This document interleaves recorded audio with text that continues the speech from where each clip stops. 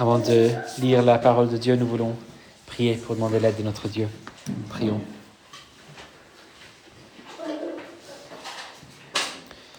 Seigneur béni, tu as fait écrire toutes tes saintes écritures pour notre instruction. Donne-nous donc de les écouter, de les lire, de les méditer, de les apprendre et de nous en nourrir. De façon à ce que par la patience et le réconfort de ta sainte parole, nous puissions à jamais saisir et tenir fermement l'espérance bénie de la vie éternelle que tu nous as donnée en Jésus-Christ, notre Sauveur. Lui qui vit et qui règne avec toi et le Saint-Esprit, un seul Dieu, dans les siècles des siècles. Amen. Je vous invite à trouver Marc chapitre 12. Marc chapitre 12, verset 28, sur la page 1130. Et nous allons lire jusqu'au verset 37. Marc 12, 28 à 37. Écoutons la parole de Dieu. Un des scribes qui les avait entendus discuter et voyait que Jésus avait bien répondu, s'approcha et lui demanda « Quel est le premier de tous les commandements ?» Jésus répondit « Voici le premier. Écoute Israël, le Seigneur notre Dieu, le Seigneur est un, et tu aimeras le Seigneur ton Dieu de tout ton cœur, de toute ton âme, de toute ta pensée et de toute ta force. Et voici le second, tu aimeras ton prochain comme toi-même. Il n'y a pas d'autre commandement plus grand que ceux-là. » Le scribe lui dit « Bien, maître, tu as dit avec vérité que Dieu est unique et qu'il n'y en a pas d'autre que lui, et que l'aimer de tout son cœur, de toute son intelligence et de toute sa force, ainsi qu'aimer son prochain comme soi-même, c'est plus que tous les holocaustes et tous les sacrifices. » Jésus, voyant qu'il avait répondu avec intelligence, lui dit « Tu n'es pas loin du royaume de Dieu. » Et personne n'osa plus lui poser de questions. Et Jésus prit la parole et se mit à enseigner dans le temple. Comment les scribes peuvent-ils dire que le Christ est le fils de David ? David lui-même, par l'Esprit Saint, a dit « Le Seigneur a dit à mon Seigneur, assieds-toi à ma droite jusqu'à ce que je fasse de tes ennemis ton marchepied. » David lui-même l'appelle Seigneur. Comment donc est-il son fils ? Et une grande foule l'écoutait avec plaisir. L'herbe sèche, la fleur se fane, mais la parole de notre Dieu subsistera éternellement. Dans le texte que nous avons sous les yeux ce matin, Jésus nous parle d'un lieu curieux. Non pas un lieu géographique, mais un lieu métaphorique et potentiellement un lieu merveilleux, pourvu qu'on n'y reste pas longtemps. Sinon, il s'agirait d'un des lieux les plus dangereux et tragiques qui soit. C'est le lieu que Jésus mentionne au verset 34, où il dit au scribe « Tu n'es pas loin du royaume de Dieu. » Pas loin du royaume de Dieu. C'est encourageant, potentiellement. Ainsi, ce texte nous présente la possibilité de se trouver dans ce lieu, pas loin du royaume de Dieu, et il nous invite à chercher humblement, honnêtement, à se mettre en question pour voir où nous sommes à l'égard du royaume de Dieu. Sommes-nous vraiment dans le royaume de Dieu ? Vivons-nous vraiment en soumission au roi choisi de Dieu, ou sommes-nous simplement pas loin ? Il me semble que si l'on voulait trouver des gens qui ne sont pas loin du royaume de Dieu, sans y être pleinement, c'est sûrement dans une église qu'on les trouverait. Donc, on est dans le bon endroit pour parler de ces choses. La bonne nouvelle, c'est que nous avons encore cette parole devant nous et dans les oreilles, et donc nous avons encore le temps de compléter le voyage et de ne pas rester là où on est. Profitons donc de cette occasion de de regarder, de regarder dans le miroir de la parole de Dieu, comme nous dit l'apôtre Jacques, non pas simplement pour regarder, mais pour agir ensuite avec l'aide du Seigneur. Nous arrivons à la fin de cette série de questions, la fin de cette interrogation qu'a subi Jésus, les questions des autorités et des experts religieux, et ces questions qu'ils ont posées à Jésus dans le temple, lors de ces derniers quelques jours avant son arrestation et sa crucifixion. Et jusqu'ici, les questions étaient plutôt hostiles. Il s'agit d'une série de pièges où ils ont essayé, des pièges qu'ils ont essayé à tendre à Jésus. On a vu le piège politique avec une coalition surprenante de pharisiens et des hérodiens, puis un piège religieux, théologique avec les sadducéens. Mais cette dernière question est différente. Il ne s'agit plus d'un piège. Il y a quelqu'un au temple qui entend les réponses de Jésus et qui se rend compte du fait que Jésus s'en sort très bien ici. Verset 28, il voit que Jésus répond très bien. Il s'agit d'un scribe, c'est-à-dire un expert dans les Écritures. Les scribes, c'était les gens qui connaissaient tout l'Ancien Testament, vraiment, probablement par cœur et en détail, à un très très haut niveau. Et il est vraiment impressionné par les réponses et les paroles de Jésus. Est-il donc persuadé de changer de camp pour soutenir Jésus? Regardons ce qui se passe. On pourrait voir cet épisode en 3 étapes. Première étape, le scribe s'approche de Jésus. Il s'approche de Jésus. Verset 28, puisque ce scribe voit et reconnaît que Jésus a bien répondu, il s'approche de Jésus et il lui pose sa question. Et la question posée représentait l'un des grands débats de l'époque. On voit dans les écrits de la période, le Mishnah et le Talmud, que plusieurs rabbins avaient cherché à définir quels étaient pour eux les plus grands commandements. On débattait souvent entre rabbins quels étaient les commandements dits lourds et lesquels étaient légers. Et puis, quels étaient les plus grands. On voit ces deux extrêmes dans ce que faisaient les rabbins. D'un côté, ils regardaient tous les commandements et ils ajoutaient tous les détails, tout ce qu'il faut faire pour être sûr d'obéir à ce seul commandement. Il ne faut pas marcher plus loin que ça pour un sabbat, etc. Il ne faut pas aller ici, il ne faut pas faire ceci pour vraiment être sûr de garder tous les commandements. Donc ils sont dans cet extrême d'ajouter plein de détails, mais aussi ils cherchaient à résumer pour comprendre la loi dans son ensemble. Et là, c'est plutôt un exercice utile. Et Jésus est prêt avec sa réponse à lui. Et sa réponse commence avec le texte de Deutéronome 6, ce verset clé qu'on appelle le Shema.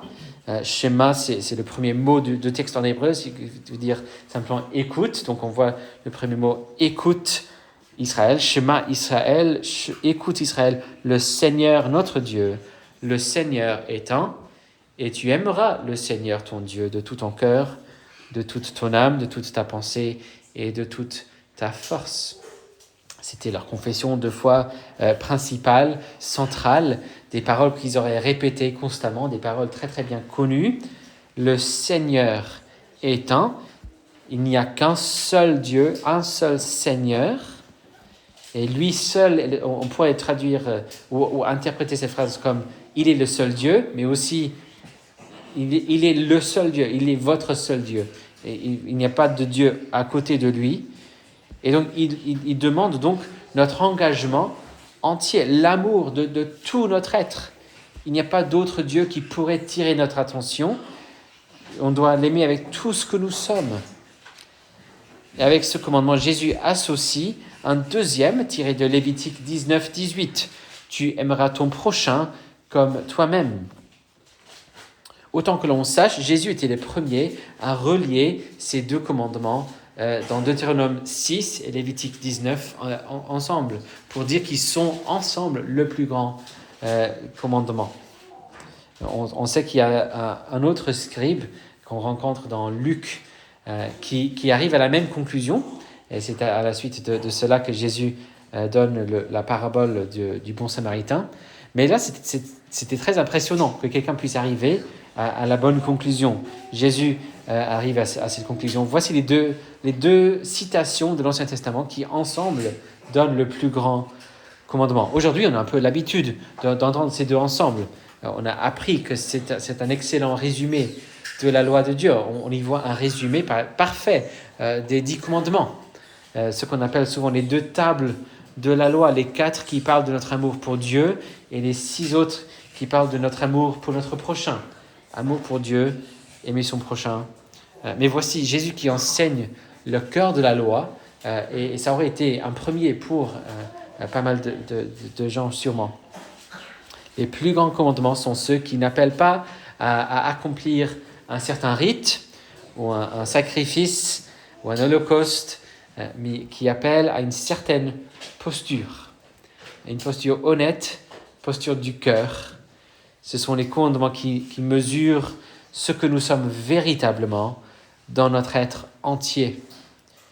Il a souvent été dit que ce que nous sommes en privé, dans le secret, à la maison, là où le monde ne nous voit pas, c'est ce que nous sommes véritablement.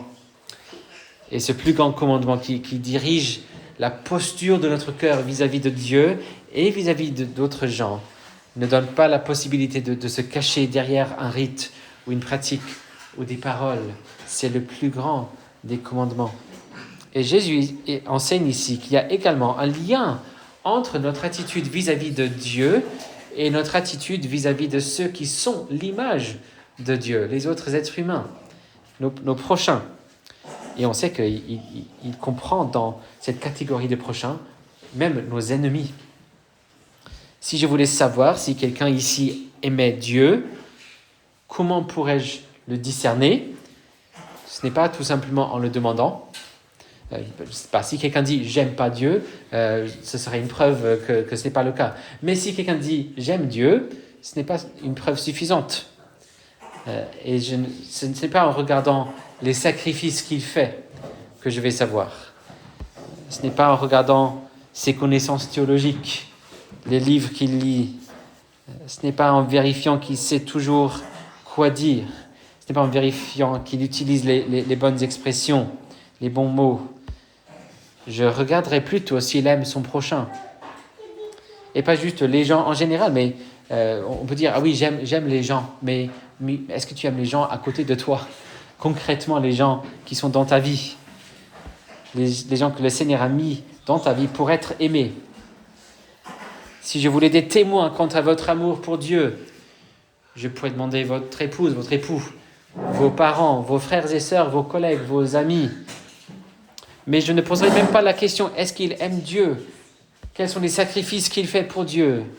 Est-ce qu'elle aime Dieu ? Non, je pourrais simplement demander, est-ce qu'il t'aime, toi ? Est-ce qu'elle t'aime, toi ? Et non pas si il ou elle le dit, mais dans sa manière de traiter les autres gens.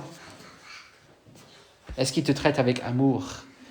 Si oui, je pourrais savoir si oui ou non il aime Dieu. Bien évidemment, celui qui compte, le juge, le Seigneur, n'a pas besoin de témoins. Il voit et connaît directement notre cœur, notre âme, notre pensée et notre force. Il sait. Comme l'apôtre Jean dira dans son premier épître, si quelqu'un dit « j'aime Dieu » et qu'il haïsse son frère, c'est un menteur.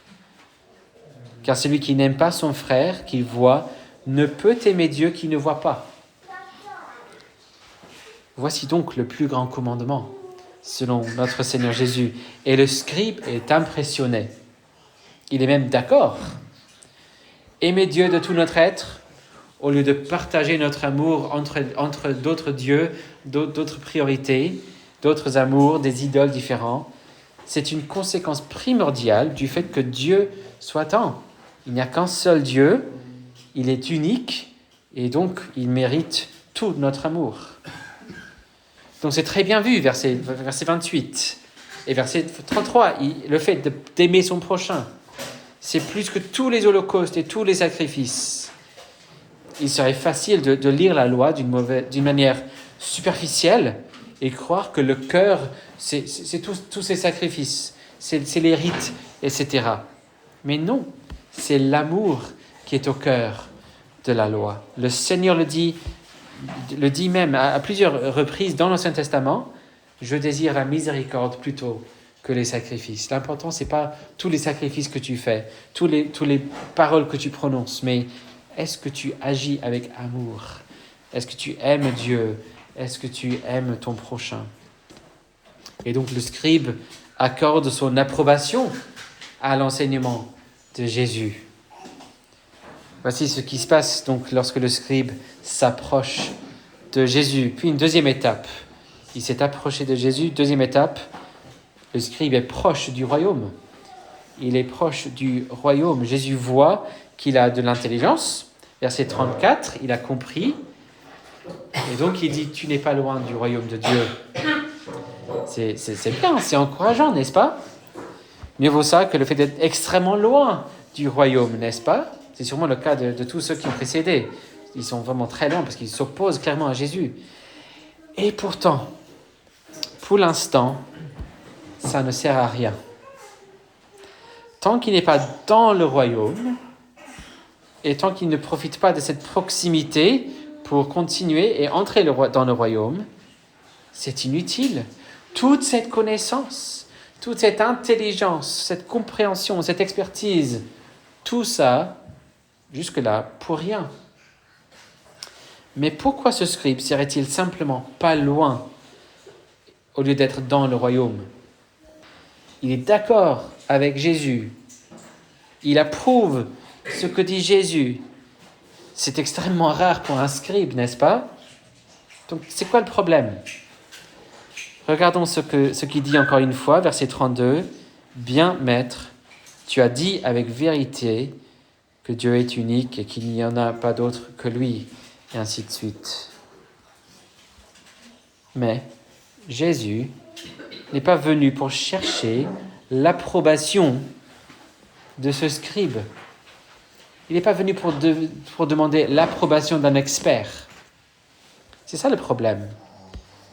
Le scribe vient avec toute son intelligence, avec toute sa bonne compréhension, venait tout orthodoxe, tout correct, mais il vient en tant qu'expert. Comme si c'était à lui d'approuver le ministère de Jésus ou pas. C'est comme ces gens qui disent « Je ne croirai en Jésus uniquement une fois qu'il me fait tel ou tel miracle. » Ou une fois que vous prouvez telle ou telle chose, tel ou tel point. Une fois que vous m'avancez tel ou tel argument. Et puis je verrai si j'accepte de croire en Jésus ou pas. Alors, dans ce cas-ci, Jésus a rempli les conditions de ce scribe. Il a approuvé. Il est satisfait par cette réponse. Et pourtant, ce n'est pas à lui d'exiger quoi que ce soit, ni d'approuver quoi que ce soit. C'est pourquoi quand le scribe annonce son évaluation favorable, Jésus répond avec son évaluation à lui. Tu n'es pas loin. C'est à Jésus d'évaluer, pas au scribe. Le scribe répondit donc avec curiosité et humilité et demanda « Que faut-il donc faire pour entrer ?» Si seulement. Verset 34. Personne n'osa plus lui poser de questions. Il n'était pas prêt à lâcher sa position d'expert, son autonomie, son autorité. Il n'était pas prêt à chercher le roi et se soumettre à lui. Personne n'osa plus lui poser de questions. Il n'était pas prêt à se soumettre à un roi. Et on le sait, parce que c'est le reste du passage qui nous l'indique. Regardons donc dans un troisième temps le chemin qui restait. Il s'est approché de Jésus, il n'était pas loin. Alors regardons le chemin qui restait. En effet, le verset 35 vient dans la foulée de cette conversation. On a cette séparation de paragraphes, un nouveau titre, mais ça vient dans la foulée. Et le verbe que Marc emploie ici, en fait, ce n'est pas simplement que Jésus prit la parole, mais littéralement, Jésus répondait. Il répondait en enseignant.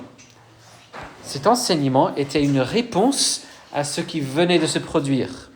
Peut-être à toute l'interrogation, mais ça comprend ce que dit ce scribe. Et on voit au verset 35 qu'il parle précisément des scribes. C'est une critique des scribes. Comme un commentateur a dit, après une journée de questions arrive la question du jour. Et le problème, ce n'est pas qu'ils ont tout raté, mais il manque quelque chose d'important. Ils ont fait un certain chemin, ils ne sont pas loin, mais sans poursuivre, comme ce scribe particulier qui est venu le voir. Comment les scribes peuvent-ils dire que le Christ est le fils de David ? Les scribes ont étudié les Écritures, ils ont compris qu'il y a un personnage important qui doit arriver, qui serait loin de Dieu. Le Meshiach en hébreu, Christos en grec, celui qui est loin. Les scribes ont discerné que ce Messie serait ce roi davidique, promis au roi David, qui accomplirait la promesse annoncée à David, qu'il y aurait toujours un de ses descendants sur le trône du royaume. Et ce psaume 110 que Jésus cite ici, le chapitre de l'Ancien Testament le plus cité dans le Nouveau Testament, ce psaume était souvent associé avec les cérémonies de couronnement pour les rois. Mais Jésus indique que les experts, les scribes, ont loupé un détail essentiel dans ce texte. Ils ont saisi que leur espoir, c'est ce Messie qui serait descendant de David, le roi par excellence, le plus grand roi d'Israël, le chef de la dynastie. Mais dans ce texte, ce psaume de couronnement, il s'agit ici, verset 36, de David lui-même qui parle par le Saint-Esprit. Ce n'est pas simplement David qui écrit des paroles pour le peuple. Ce sont d'abord des paroles prophétiques de David lui-même. C'est David, par le Saint-Esprit, dans le Saint-Esprit, qui a écrit ces choses. Il a parlé de ce Messie, de son descendant à lui, en disant « Le Seigneur a dit à mon Seigneur, assieds-toi à ma droite, jusqu'à ce que je fasse de tes ennemis ton marchepied. » C'est-à-dire, dans l'original en hébreu, le Seigneur, c'est-à-dire Yahvé, l'Éternel, a dit à mon Seigneur, Adoni, mon maître, Dieu a dit à mon maître, le Seigneur a dit à mon Seigneur. Or, c'est normal que David appelle Dieu son maître. Là, c'est normal que Dieu soit le Seigneur. Mais comment ça se fait qu'il reste un Seigneur au-dessus de David, autre que Dieu? Comment ça se fait que David lui-même appelle son descendant à lui, son Seigneur, son maître, un descendant du plus grand roi, plus grand que David? Voici ce que les scribes ont loupé. Comment ça se fait? Le commentateur Edwards note ici, je cite, « Dans la discussion précédente entre Jésus et les Sadducéens, il affirmait que la résurrection n'était pas simplement une prolongation de l'existence terrestre. Ici, dans la question concernant le fils de David, il soutient que le Messie n'est pas simplement une extension de son précurseur davidique. Le Messie sera certes un descendant reconnu de David, mais il surpassera la lignée de David. » Fin de citation. Jésus n'est pas simplement roi. Jésus a déjà assumé le fait d'être roi. Il a accepté qu'on le traite d'un roi dans son entrée à Jérusalem. Et pourtant, il est sûrement, forcément, plus qu'un roi, plus qu'un simple descendant de David. Il est plus que ça. Ainsi, dans la recherche et l'attente du Messie, vous ne cherchez pas simplement quelqu'un qui satisfait les critères d'être un descendant de David, qui arrive à faire certaines choses, telles que libérer le peuple des Romains, par exemple. Ce n'est donc pas aux scribes d'évaluer un éventuel Messie. Ils doivent reconnaître en lui leur maître, leur Seigneur, leur souverain. Et c'est ça le chemin qui restait pour le scribe. Se prosterner devant lui, tout simplement. Vous ne vous approchez pas du Messie avec une liste de contrôle pour vérifier si c'est bien lui. Vous venez simplement la tête inclinée, le cœur prosterné devant ce Seigneur glorieux, celui qui, selon le psaume 10, sera aussi le prêtre éternel, qui nous réconciliera avec Dieu au prix de sa propre vie. C'est ça, être un prêtre à l'ordre de Melchizedek, selon l'Épître aux Hébreux. C'est un prêtre qui se remplace, qui se donne en remplaçant, qui se sacrifie lui-même. Celui qui va conquérir et battre ses ennemis, même s'il va devoir tomber à la fin du psaume 10 pour lever sa tête pour la vie éternelle. C'est ça le message du psaume 110. Il est roi, il est prêtre, il va se sacrifier lui-même, il va tomber, mais il va relever la tête. C'est ça le roi, c'est ça le Messie. Donc arriver à identifier la vérité, c'est bien, mais c'est pas rien, mais ce n'est pas tout. Ce n'est pas non plus reconnaître à quel point nous sommes loin d'obéir ce plus grand commandement, à quel point nous avons besoin de ce roi prêtre pour nous sauver, non pas principalement de nos ennemis, mais de notre propre péché. On a besoin de ce Messie, on a besoin de venir devant lui. On a besoin de continuer à faire le reste du chemin. Voici donc la leçon que nous devrions tirer de ce texte. C'est que Jésus enseigne la vérité, mais il annonce en tant que votre Seigneur et roi. Et lui seul pourra vous faire entrer dans son royaume. Jésus enseigne la vérité, mais il l'annonce en tant que votre Seigneur et votre roi. Et lui seul pourra vous faire entrer dans son royaume. Si vous suivez Jésus ce matin, est-ce parce qu'il a satisfait à vos critères? Ou est-ce parce que vous vous êtes soumis à lui? Est-ce que vous considérez comme ce scribe que c'est plutôt vous qui rendez un service à Jésus par le fait de le reconnaître et l'approuver? Êtes-vous ainsi pas loin du royaume et pourtant en dehors? Ou vous êtes-vous plutôt prosterné devant le Seigneur en reconnaissant votre péché et la gloire de ce roi, ce sauveur, ce prêtre? L'appel de ce texte est donc simple. Prosternez-vous devant ce Seigneur Jésus en lui demandant de vous faire entrer dans son royaume. Prosternez-vous devant le Seigneur Jésus en lui demandant de vous faire entrer dans son royaume.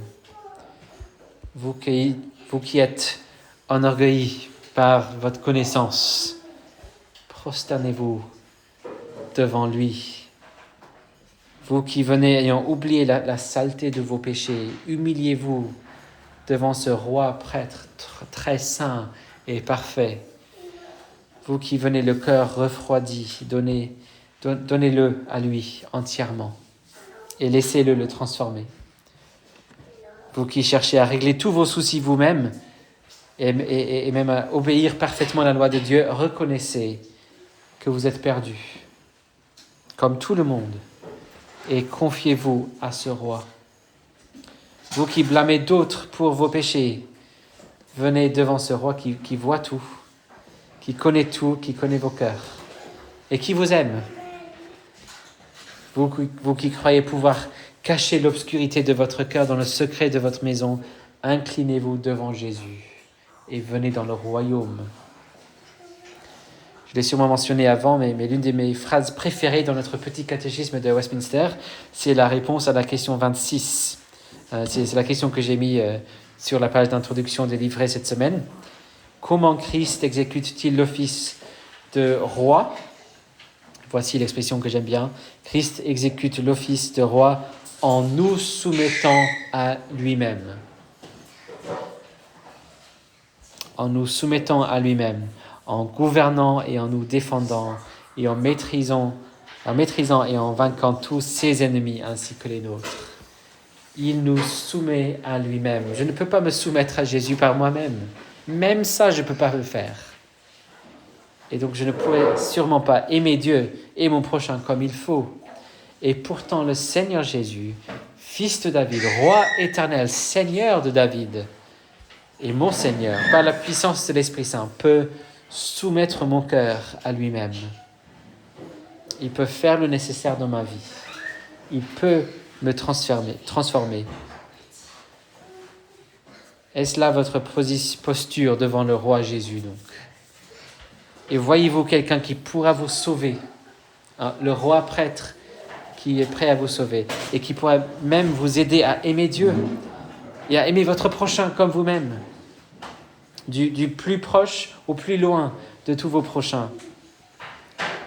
Par cette même parole, par le même esprit qui a parlé par David, le Seigneur vous appelle, comme il a fait depuis le début de ce livre, à vous repentir, vous détourner du mal pour placer votre foi en lui seul, croire l'Évangile et vous prosterner devant le roi.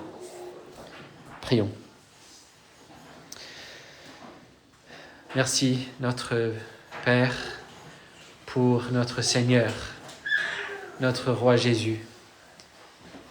Nous reconnaissons qu'il est le roi, mais nous ne voulons pas venir en tant qu'experts, comme si c'était nous qui rendions un service. Mais nous venons parce que nous sommes ces sujets. Nous sommes soumis à lui. Nous voulons le reconnaître, nous voulons nous prosterner devant lui. Donne-nous donc non pas simplement cette connaissance, mais cette posture de repentance, de foi. Aide-nous. Donne-nous d'être transformés par Jésus-Christ, notre roi, notre prêtre, par la puissance de l'Esprit. Donne-nous de cet espoir en lui. Et donne-nous de te glorifier de plus en plus chaque jour. Au nom de Jésus-Christ. Amen.